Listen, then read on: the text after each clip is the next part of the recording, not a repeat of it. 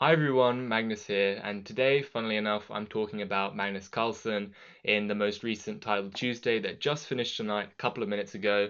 I'm going to be going through some of the games that he was playing earlier on against some of the weaker opposition, where he was just absolutely liquidating people, and then move on to some of the later round games, including games against Firouzja and Fabi.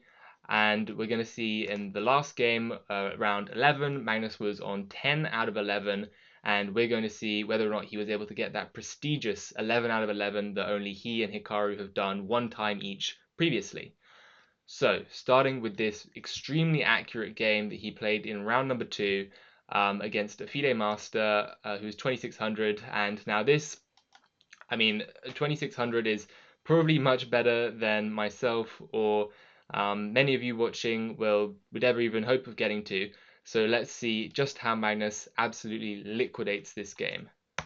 So he starts with pawn to f4, an unorthodox move.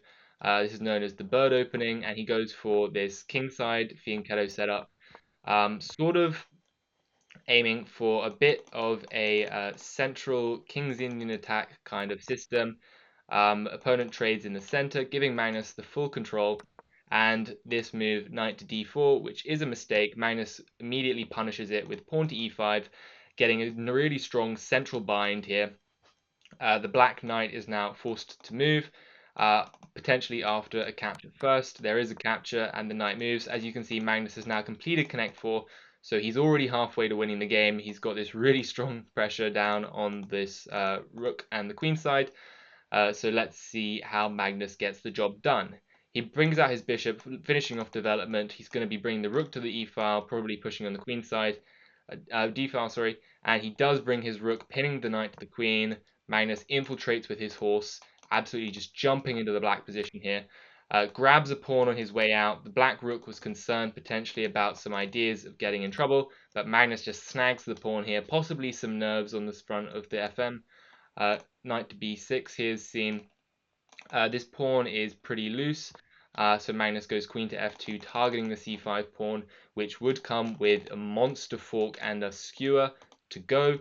The opponent goes back with knight to d7.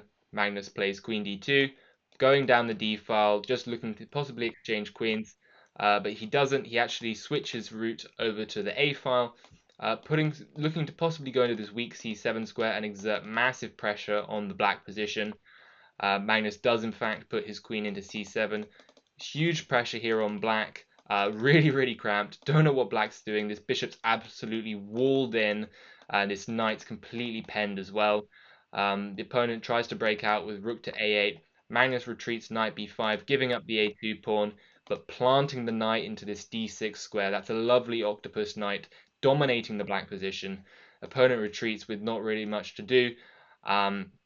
Magnus is now looking to infiltrate onto the a file, come down to the a8 square. The opponent sacrifices a knight, pure desperation here. Magnus swiftly trades off the queens, claims that extra piece, and after a trade in the middle, he simply invades the back rank here.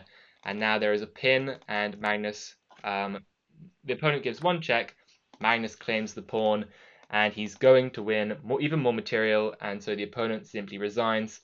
That was smooth sailing in round number 2 from Magnus. Now, this is a little bit later. This is round number 9, Alireza Firouzja. Magnus is currently on 8 out of 8, looking very good for a potential 11 out of 11 finish. So let's see how the game goes. Started with e4, Magnus goes for the unorthodox d6. Now he goes for g6, a nice little modern defense. And this is one of Magnus's pet lines. It's like the rat defense. I think not the Norwegian rat, that might be with like knight h6 and f6, but definitely Magnus does like to play these weird offbeat systems. Hikaru as well, all these like hyper modern systems, really good for blitz.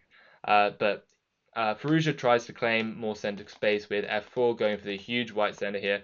Magnus tries to break it up a little bit with this like kind of Caro-Kann with a fianchetto Gurgenitsa stuff. E5 comes clamping down, taking a bunch of space. Magnus lashes out with h5, looking for knight h6, knight f5, possibly e6. He's going to be playing for this light squared complex after having traded off the bishop. So he goes for knight h6, knight f5, standard stuff, attacking the knight. H4 comes in, preventing this pawn from going to G4. Knight goes to F3 and knight to A6. Magnus is looking for knight C7, knight E6, which he does swiftly. Firouzja could have possibly taken here, but then managed to get the bishop pair. This unorthodox play can work really well in blitz. Once again, Magnus offering up some pawn structure damaging, but Firouzja not complying. He wants to try and keep the status quo, go for something more straightforward. But now Magnus doing weird things with his horses. He's got the horses just kind of unleashed, roaming the kingside, really just jumping around.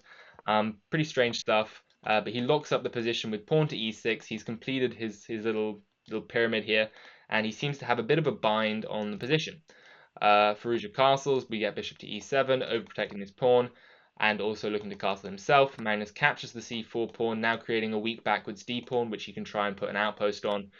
We get bishop takes c4, b6, looking for possibly bishop to b7, which Magnus does do.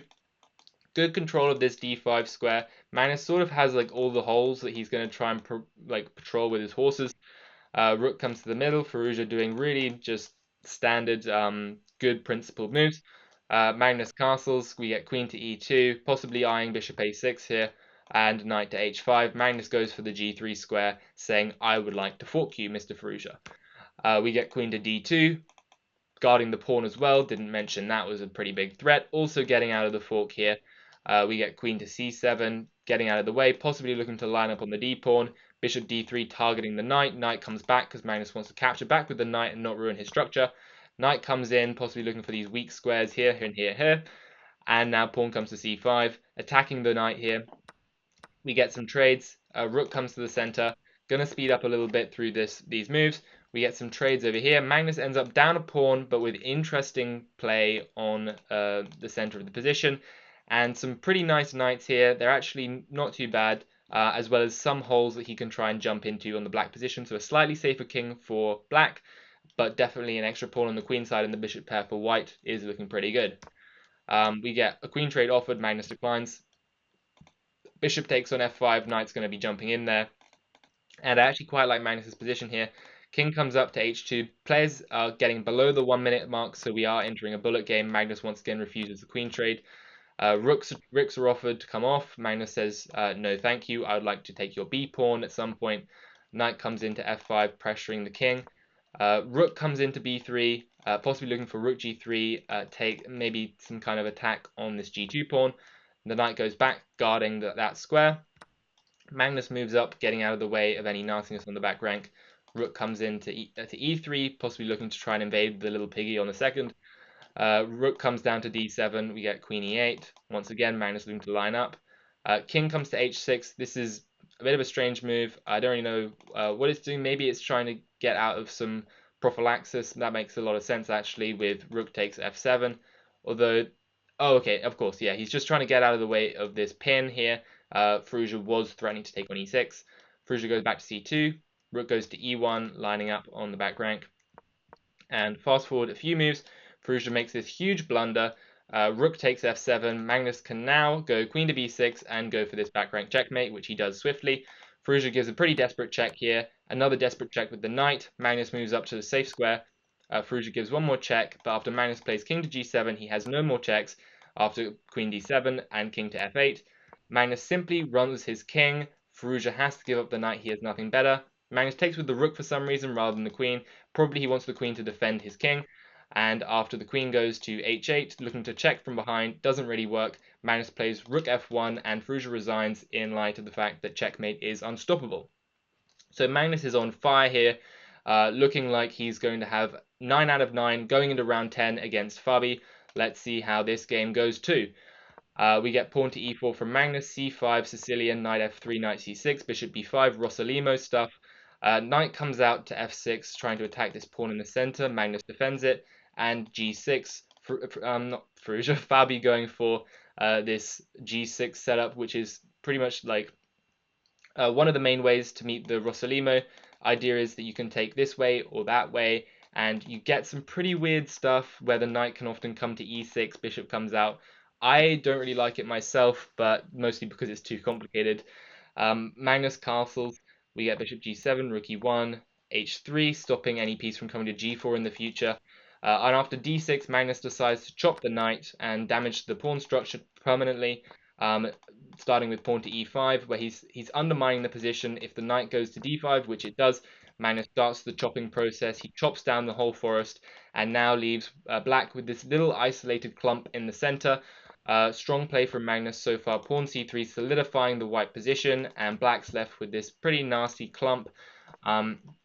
We get h6, Firouzja again. Fabi stops any pieces from infiltrating onto the g5 square. Bishop goes to e3, Magnus looking to try and win a pawn. So c4 locks it down, but of course Magnus trying to undermine the tip of the pawn chain with b3 and knight to d2 likely to follow. So Fabi does play this. Magnus goes knight d2, looking to take on c4. Fabi plays bishop d3, queen f3, going after the d5 pawn. Nice little trick here from Magnus.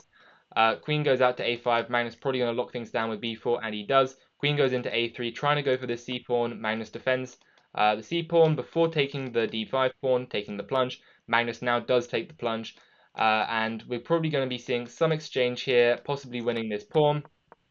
And instead of taking this pawn and allowing Magnus to go for this pawn, Fabi tries to play c3, but Magnus with this nice retreat, knight retreat here. The bishop, the rook is in fact defended by the bishop. I missed this initially, and also is actually a really weird fork. The knight returns to the home square, delivering a devastating fork, going for the c3 pawn. The bishop has to take on b1, otherwise you're just losing material. Rook takes, and now this pawn is miraculously defended by the queen as well.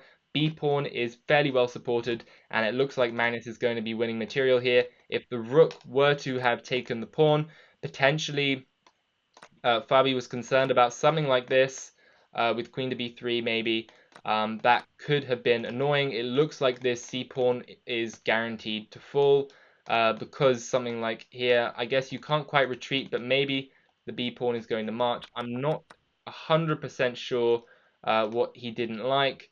Probably it was actually this pin here. That makes more sense. Queen takes d6, going for this pin. Fabi didn't like that because he couldn't move. He would have had to play a move like rook to b3, but then he'll just be down a pawn. So rook goes to c8, guarding the pawn. Magnus retreats with b3, nice consolidation. After the queen trade, he'll take with the rook. Instead, we get rook to a1. Magnus looks to try and stack up on the c-file, as well as defending the a-pawn. There is a trade, and Magnus consolidates before collecting his pawn and sails into the endgame, simply up 2 pawns. He pushes them baby, push them baby, and he gets those pawns moving all the way up the board until Fabi resigns, and Magnus heads into round 11 with guaranteed victory of 10 out of 10. Sindarov, who is the guy that he ends up playing in the final round, really strong GM as well. They end up playing. Sindarov has 9 out of 10, I believe. Magnus has 10 out of 10. So Magnus guaranteed first place, but going for glory. Wants 11 out of 11 here. Let's see how the game goes. I think you might have unfortunately seen the spoiler there by the game graph, but let's look at the game anyway, because it was very well played by Sindarov. He goes e4, we get e5, knight f3, knight c6. And actually, he goes for the classic fried liver. Of course, he's hoping that Magnus is going to fall for the fried liver. Pawn to d4. Definitely, there's a high chance Magnus would have fallen for this, but unfortunately, Magnus sees through it. He goes for knight a5, mainline stuff. Bishop d7. Not quite as common as c6, but I guess it's sort of like refusing the gambit line. He instead goes for bishop e7, giving back the pawn. His own kind of gambit, getting the rook back to the e-file most likely. The knight goes back to f3, attacking this pawn. And we get trades and taking a pawn. And it looks like pretty much liquidation. Black has sacrificed a pawn here, but has good development on white. Although if white can consolidate, white will remain up a pawn. So let's see what happens. Magnus ends up managing to damage the pawn structure here and heads into this endgame, which actually doesn't look too bad for white as long as you can get your development here and not get in trouble with the knights jumping in. So that's exactly what Magnus tries to do. He tries to jump the knight in, put some pressure on the white position, trying to invade. He's trying to provoke this move, bishop takes f4, but of course Sindarov doesn't do that. He declines, and he instead says, please take my bishop and improve my pawn structure. Magnus goes h6, look for the king. And after a couple more moves, Magnus actually gets this unfortunate position where he's going to have bishop versus knight. after this attempted fork here. Of course, Magnus didn't miss this. He knew he could take with the bishop, but at the same time, rooks are now invading on the 7th rank, and it looks a bit dangerous. So after all of that, the rooks take over the e-file, and it looks like Sindarov is setting up a potential winning position against Magnus Carlsen. The king goes to f8, preventing the full-fledged invasion here, but the rook still goes to c7. Sindarov is about to stack up, and this looks very dangerous. Rook f6, targeting the pawn. Magnus says, I don't care, you can have my pawn. I am instead going to gobble on all of these pawns over here, and your position is going to collapse. Magnus says, okay, fair enough, I'm going to push my a pawn and try and save it. Sindarov plays king e2, the ultra-delayed bomb cloud, defending the f3 pawn, and after rook to f5, it seems like a bit of a waiting move from Magnus. The position is quite bad for black. Apparently knight f4 to go into the rook endgame is playable, but this is sort of what happened anyway, and now we have this position, and we want to see, can Magnus hold? Unfortunately, it looks like the 11 out of 11 dreams are pretty much over. There's a lot of shuffling here from the players. They're very low on time, 3 seconds for Magnus, 7 seconds for Sindarov. There is always a potential of a disastrous flag here, because there's always pressure when you're playing number 1. King goes back to f6. Rook's shuffling about, and finally c3. Sindarov finds the breakthrough, and the pawn is going to go to d4, which it does. Magnus plays f6. At this point, position is just collapsing. The rook invades c7, and he goes after. He plays rook h7, going after this pawn here, and after h5, this beautiful find, pawn to f5, undermining the structure. Really nice stuff. And he collects 2 pawns for 1. That's a good deal. He gets in rook b5, and the position is completely collapsing here. Sindarov simply collects all the pawns, and unfortunately Magnus is forced to resign and give up his hopes of another 11 out of 11 perfection victory. So unfortunate stuff there.